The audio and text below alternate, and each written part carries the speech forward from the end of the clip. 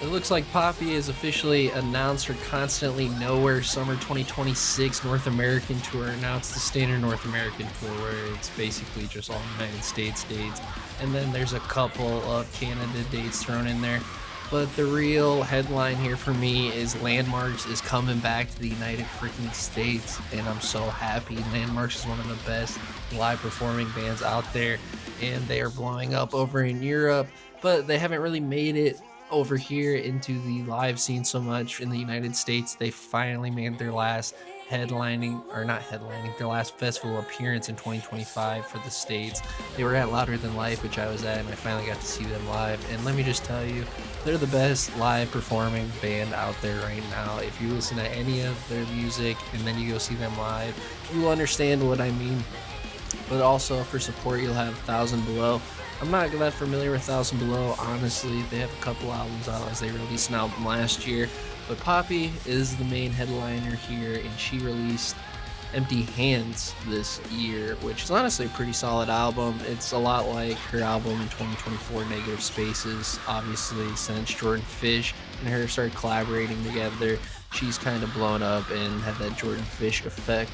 I saw her opening for Avenged Sevenfold. I think it was back in 2023, maybe 2024, when Avenged Sevenfold was on the Life Is But a Dream tour. It was Vended, and then Poppy, and then Avenged Sevenfold. And Poppy at that time, the only track I knew by her was with Bad Omens, the Violence Against Nature song, where it's basically just her and Bad Omens as the band, and she does all the vocals.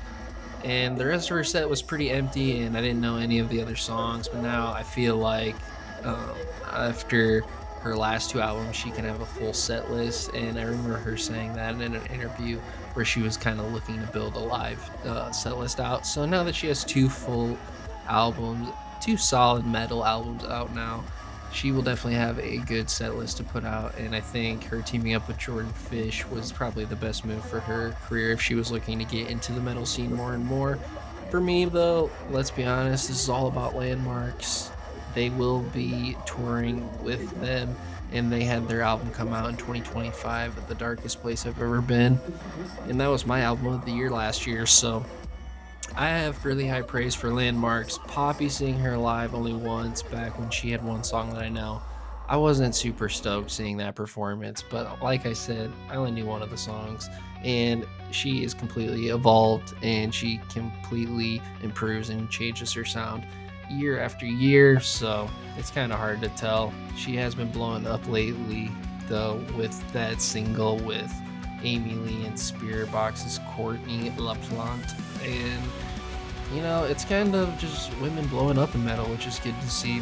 So I'm super excited about this tour. I will definitely be at one or multiple of these shows. Like, I'm willing to travel to go see Landmarks.